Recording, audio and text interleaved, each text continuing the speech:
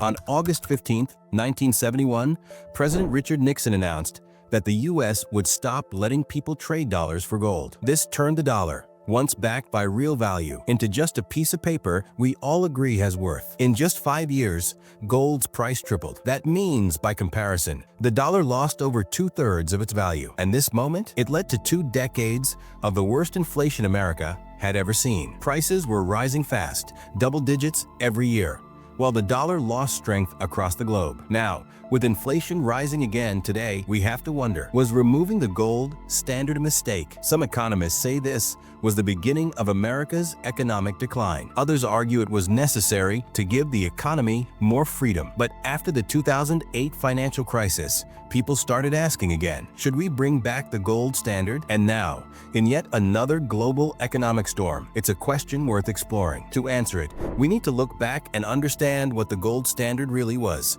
why we left it, and whether going back could solve our problems today. So what exactly was the gold standard? And why was it dropped? What were its benefits? What were its downsides? And most importantly, could returning to it help us now? Let's go back to 1944, near the end of World War II, when the gold standard, as we know it, was born. That year, the Bretton Woods system was introduced to manage global finance. Countries agreed to tie their currencies to the US dollar. And the US dollar, it was tied to gold. This way, even countries without gold still had gold-backed currencies through the dollar. But here's the twist.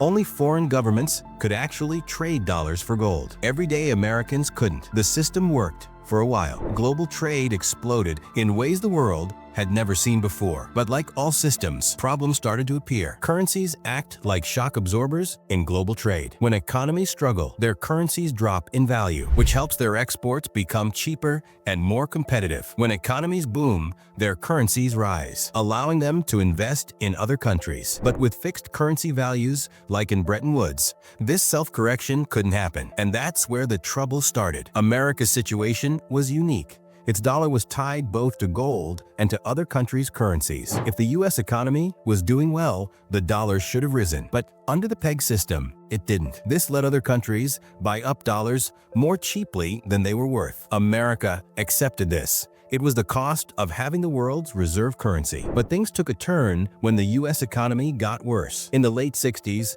the U.S. borrowed heavily, especially to fund the Vietnam War. The economy weakened, and usually this would make the dollar drop in value. A weaker dollar would help U.S. exports and soften the blow. But with fixed rates, the dollar stayed high. Other countries, especially France, realized the dollar was overvalued. So they started swapping their dollars for U.S. gold. This caused 2 big problems. First, it reduced America's global financial power. If countries held gold instead of dollars, the U.S. lost influence. But second, and worse, America simply didn't have enough gold to keep this up forever. And here's why that mattered. There are 2 types of gold standards. One is a full reserve system, where every dollar has real gold behind it. That's rare and only used in simple economies. The other is a fractional reserve system, where only a portion of gold backs the money. It works fine as long as people believe they can get gold if they want to. But if they start doubting that, panic sets in. France wasn't trading enough dollars to cause a panic yet. But if enough countries started doing it, the whole system could collapse fast. So,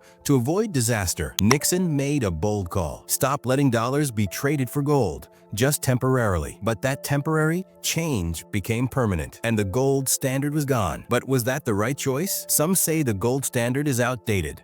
But that's not fully true. It has real strengths. For example, it makes international trade simple. Gold is the same everywhere. A gram of gold is a gram of gold, no matter where you are. So if 2 countries trade using gold-backed money, they avoid the risk of exchange rates shifting. Yes, pegged currencies can try to do the same, but they're still risky because governments can lose control. That doesn't mean trade is always better under a gold system. On a big scale, changing currency values actually help global trade. But for small businesses, stable currencies are a big relief. Another key benefit of the gold standard is how it stops financial repression. That's when your savings earn less interest than inflation. There are 2 ways this happens: high inflation or low interest rates. And today, both are back. This hurts savers. If you earn 3% on your savings, but inflation is much higher, your money is shrinking in real value. Meanwhile, your neighbor who borrowed money for a home is actually benefiting. Their debt becomes cheaper over time. Central banks,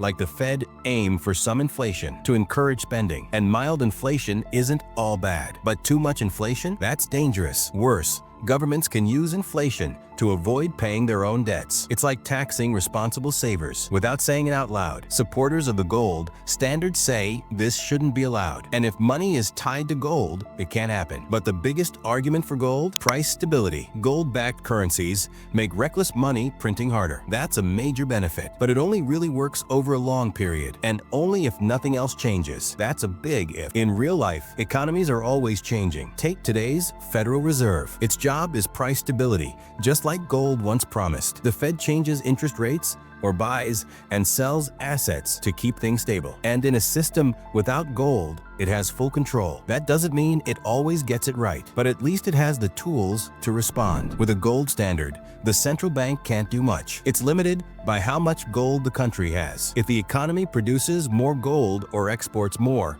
the central bank can lower rates. If not, it has to raise rates and slow everything down. But gold mining is just one small part of a huge economy. So using gold to guide the whole system, it ignores everything else that's going on. And that's the real issue.